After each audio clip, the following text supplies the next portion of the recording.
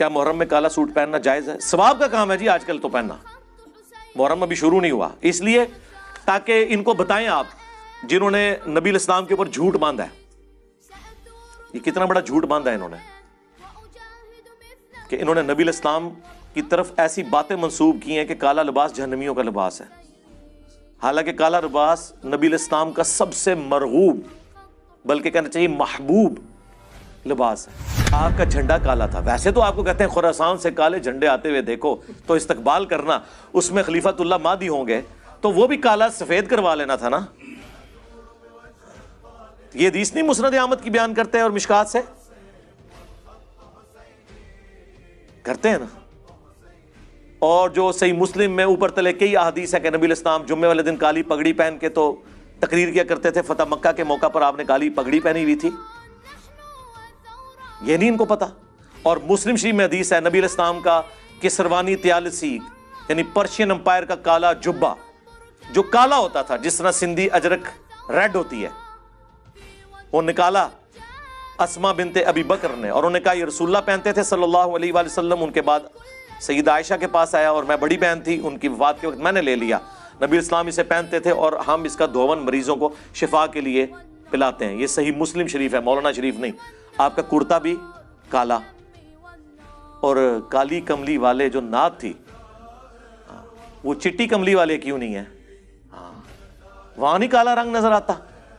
یعنی رسول اللہ کا کرتا بھی کالا، آپ کی چادر بھی کالی، پگڑی بھی کالی، آپ پیچھے کون سی بات رہ گئی؟ وہ صحیح مسلم میں حدیث ہے، ہم عائشہ ہی کہتی ہیں نبی علیہ السلام نے ایک دفعہ کالی چادر اوڑھی ہوئی تھی اپنے سر مبارک پہ، اتنے میں حسن ابن علی آئے، ان کو اپنی چادر کے نیچے لیا، پھر حسین ابن علی، پھر سیدہ فاطمہ، پھر سیدنا علی، اور نبی علیہ السلام نے ان چاروں کو اپنی چادر کے نیچے لیا، اور اما عائشہ یہ منظر دیکھ لی ہیں، اور حضور نے کہا انما یرید اللہ لیذھب عنکم الرجس اہل البیت ویطہرکم تطہیرا، اے نبی کے گھر والو، اللہ تو صرف اتنا ہی چاہتا ہے کہ تم سے ہر طرح کی ناپاکی دور کر دے اور تمہیں خوب صاف ستھرا کر دے۔ اسے حدیث کسا کہا جاتا ہے، چادر والی حدیث جو مسلم شریف میں بھی ہے اور اہل تشیع کے ہاں بھی پائی جاتی ہے۔ تو کالا لباس ضرور پہنے، میں تو کہتا ہوں محرم میں پہنے۔ لوگ زبردستی، ہمارے پاس ایک بھائی ہے جو پہلے وہابی تھے یعنی اہل حدیث، وہ وہابی مولانا کی مسجد میں لاہور میں، وہ جو گلے پھاڑنے والے دو بھائی ہیں نا، ان کے پیچھے وہ جمعہ پڑھتے تھے، تو وہ یہاں آئے، وہ کہتے ہیں میں تو اب جمعے میں پہلی صف میں محرم میں جو ہے نا کالے کپڑے پہن کے بیٹھتا ہوں۔ تو میرے بھائی جب یہ ہوگا تو ان کو تو تکلیف ہوگی، یہ تو ہوگا کہ یار کل تک یہ ہمارے غلام تھے، ہم کوئی غلام ہیں، ہاں اب یہ ہمیں ایبسولوٹلی ناٹ کہہ رہے ہیں، ٹھیک ہے، کل تک تو یہ غلام تھے، آج یہ کالے کپڑے پہن کے ایبسولوٹلی ناٹ کا انہوں نے بیج لگایا ہوا ہے، تو یہ کیسے ہو گیا؟ کس بندے نے ان کو زبان دے دی ہے؟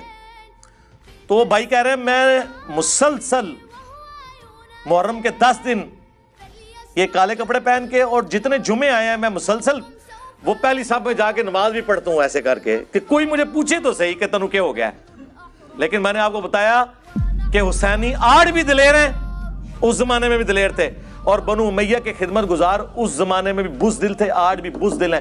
جرأت نہیں ہے کہ پوچھ لیں، پوچھیں گے تو کیا ہوگا؟ وہ کہے گا نکال صحیح مسلم تیری کتاب ہے۔ تو آپ مسلم شریف سے وہ انکار کریں گے؟ ممبر سے نہ اتار لیے جائیں، نجی محفلوں میں جو مرضی بھونکیں۔